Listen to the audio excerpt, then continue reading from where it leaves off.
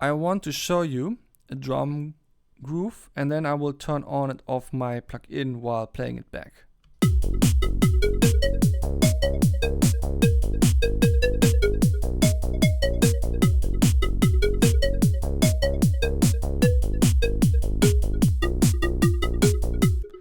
As you can hear, this plugin added some fatness to the drums. It is inspired by Dan Worrall, who made a video called Parallel Bandpass Filters or something like that. In this video he had some drums. I think they were quite real drums, not electronic drums like these ones, but that doesn't matter. They were drums and he added fatness to them by dialing in some parallel bandpass filters. Because the cool thing about parallel bandpass filters is when you turn up the Q factor, the resonance a lot, then they lengthen the sound on that frequency. And I already hinted to you that I'm experimenting with stuff like that in my 808 subscriber special, where I made 808 kick drums by applying huge resonant filters on a kick drum to kind of get out the bassliney tone from it. And yeah, that was quite an extreme example of the very same technique, but you can use this technique also in a subtle way, like shown by Dan Worrall. And I also made a dedicated plugin for stuff like that now. It's called Manta, and you can download it and use it if you have a Windows computer. You just have to go to its GitHub subpage that is linked in the description below, then to the release page, which is somewhere on the right, and you click there, and then there is the download file or zip or something. And yeah, now let me show you what's going on here. You can click on the mute dry button, and then you only hear what the effect is doing.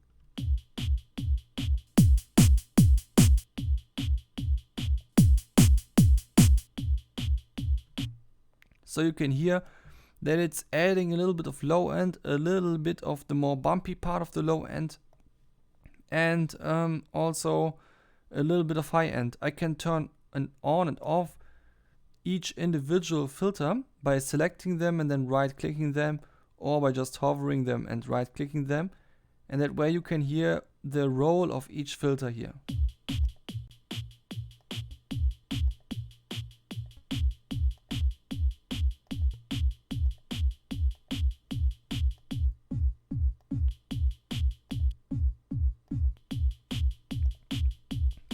So you can see also what this EQ pad is displaying already. Let me make a copy of this instance so that I can close my main instance for later use and just play around with this instance. I'm selecting all of the filters and then I'm changing the gain.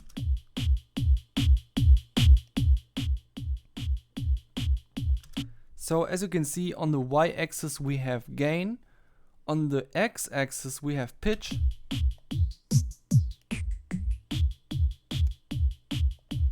which is very usual for filters like that. We can snap to the nearest pitch or just use the pitch value as sort of a frequency knob. In this case it sounds almost the same in my opinion. We have a Q factor.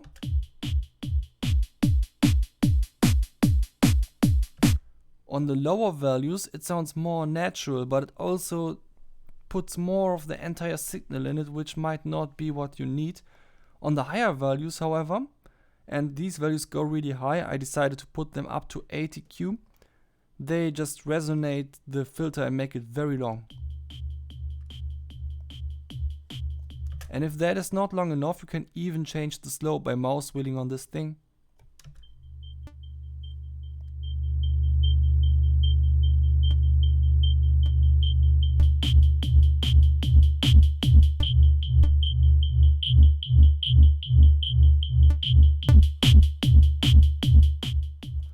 Yeah, so changing the slope of a bandpass filter, it does a little bit more than just make it longer. It's a little bit of a different flavor than dialing in the resonance.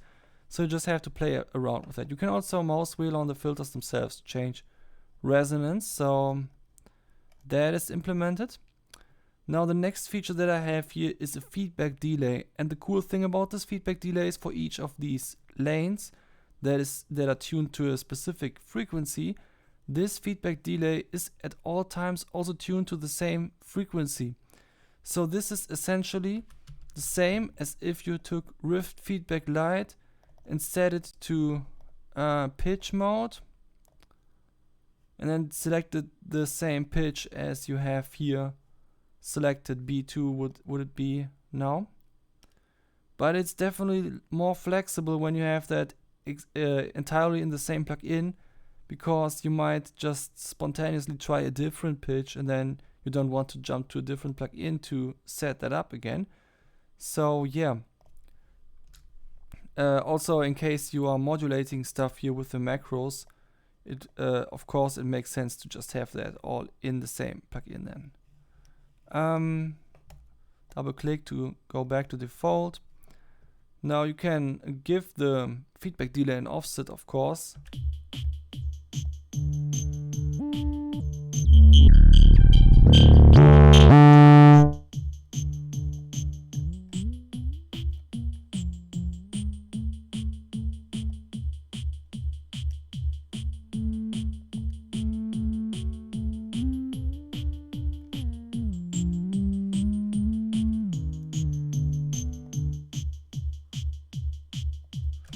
This is honestly a little bit of an experimental feature. That's not what you definitely need when you are just mixing drums.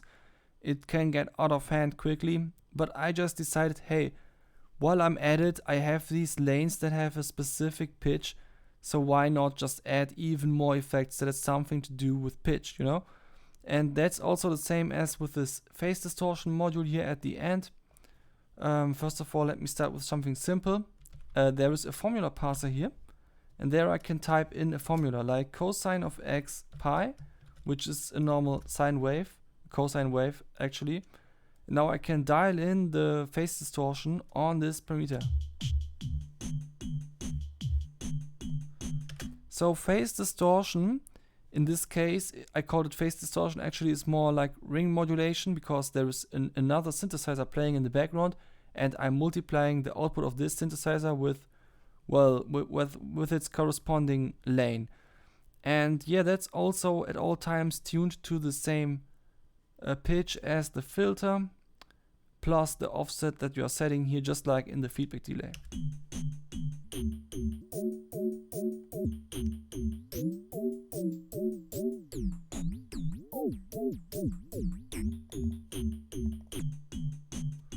And you can try all kinds of different functions. Like you can try here putting two cosines of 2x pi in here,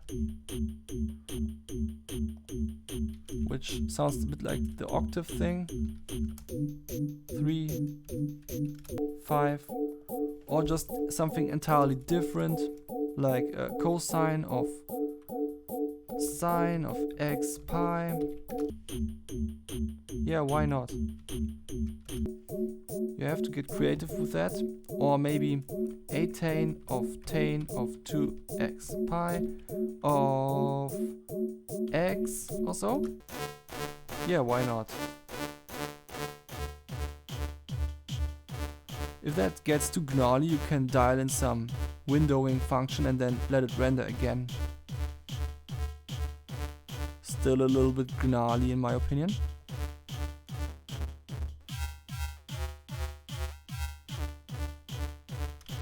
We can also generate random curves. Let me turn off windowing. Only DC offset and normalize is enabled now. Now we're creating randomized terms. But I have not implemented that you can actually let it be input into the formula parsers for tweaks yet, because that would be a little bit more complicated. But you can already randomly generate wavetables with it. Like this one sounds or looks pretty fancy.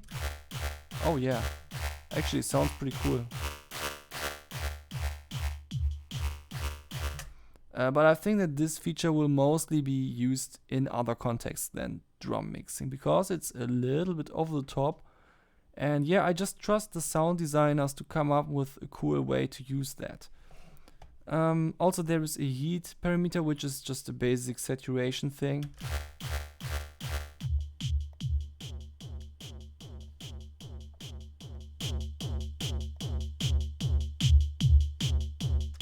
Now, the more you turn heat down, the more you get a clean sound, but it also might be jumping a bit more in volume. And the more you dial it in, the more you actually tame the peaks, but you also get a more squashed sound with a lot of overtones. You probably think now that this is pretty similar to what I did in the 808 video with Saturator. And yeah, it is. So that's basically why I put that here.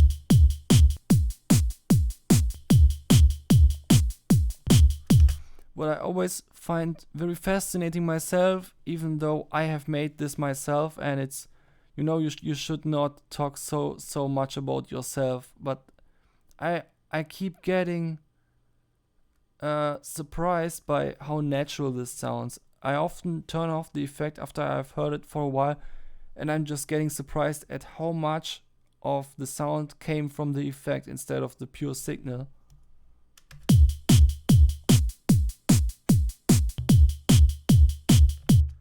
It's really night and day, even though the changes seem so subtle when you're tweaking them. So you can do a lot of stuff with this. There is also a lot of extra features, like for example a tuning editor where you can change the Xen scale that essentially changes in which way the pitch parameter is being interpreted, but also the way in which the octave parameters work, because obviously when you're changing to a different Xen scale, then you are not going up 12 semitones on an octave, but a different number of semitones, which can be very interesting when you're using that in conjunction with other VST plugins that somehow support microtonal scales like Xen scales, for example Serum and Vital when you're using MPE or Carp. And yeah, I just hope that more plugins in the future will support features like that, so that it actually makes a lot of sense to have a Xen wheel in a plugin. I also especially hope that more developers implement their own take on a Xen wheel at some point, because the cool thing about this is that you can modulate within a song from one Xen scale to another, which is sort of the microtonal equivalent to making a key change. And you know, people always already feel very fancy about key changes, but then you can do something like this, which is even more fancy, and I think that should just be something that can be found in way more plugins. So I just added that, even though it might not be very useful yet. Now, other things that you have here, you can change the color scheme as in most of my plugins. But since I now have a background image, that has even more of an effect, because the background image also always generates something that works with the current color scheme. So it always does something. Like we have very warm colors here now with this orange tone, and the space is also warm. But you can also use cold colors that are not very saturated, and then suddenly the space will also create a background space like that. So, you know, you can just customize this to your likings entirely, and it will remember the image that you have generated the last time for every instance of the plugin. So you can just make something that feels cool to you, and then it keep it like that. Also, there is an Init preset in here because one of my beta testers asked for an ability to go back to the Init preset. Yeah, you can just click on the Init preset in the preset browser, and then it's there. Also, you can now hold shift while clicking on the randomizer to only randomize subtly.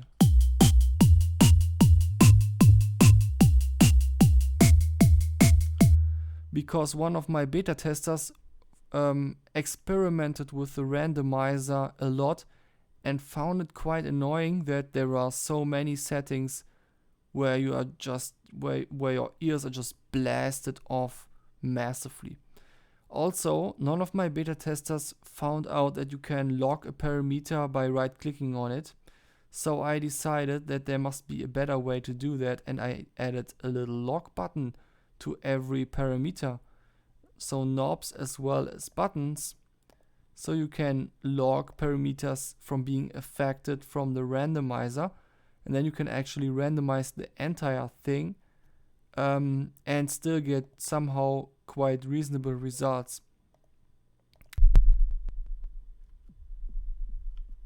Now I don't want to play that back now because I want to go back to the Init preset and warn you that the randomizer also randomizes the tuning editor. So you have to log this if you don't want to be too confused about what the analyzer is going to do afterward. So I've logged the tuning editor now completely, and also all of the gain parameters. And yeah, let's just log the entire high level component. The bypass button is never randomized, and the clipping button is also never randomized, because the reason why I added the clip button is that some of these settings might just be very loud, so you don't want them to be too loud.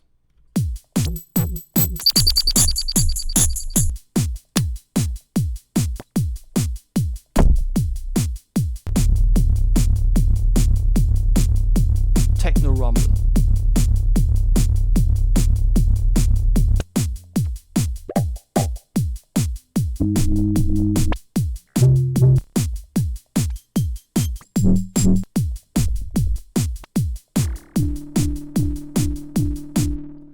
Now, if you actually decided to let the randomizer randomize the tuning stuff as well, then things are going to be very, well, how can I say it, intense.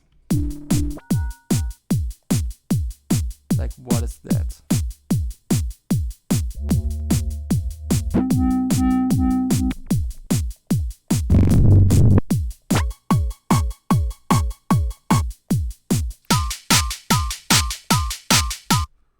Like what? I only have one filter enabled. What happens when I enable the other ones as well?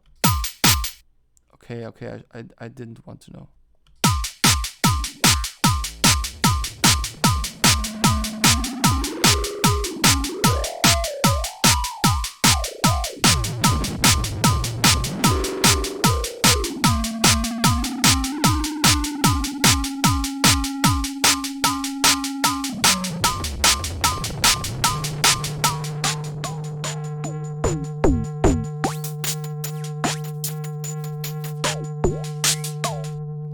Ask yourself, why are there so many artifacts in the window that is supposed to just show the transfer curve of the filters? Well, it reacts differently on different Xen scales, and now we have a Xen scale of 9 notes per octave, as well as a very changed bass note and a bit of a changed master tune, so nothing really makes sense anymore here.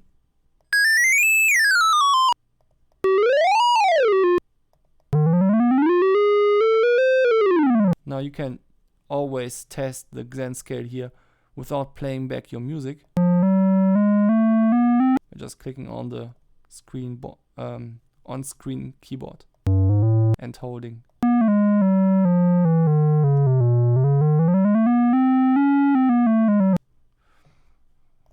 Yeah. So okay, I don't know. if I mentioned everything. Like I might have missed a feature like the randomizer, the path, how to use the... No, I actually did talk about that, yeah. Yeah, it's just a little bit of a bigger plugin than I usually did the last few times I released a plugin. So it's a bit hard to keep track on what I already talked about and what I didn't. I also don't want to edit this video because tomorrow is my birthday and I'm going to be 31 years old. So I don't want to get to sleep too late today so I can enjoy that day actually. And yeah, I'm just making this birthday present to myself to release this plugin because I've worked on this for so long now that I just decided that it just has to go out now, and now is the time that people should be able to enjoy this plugin themselves. And if you still find a bug or a workflow request or a feature request or something, then just tell me. Like I might still make changes to this if you have a really good argument for that. And yeah, I would say that's enough from this video.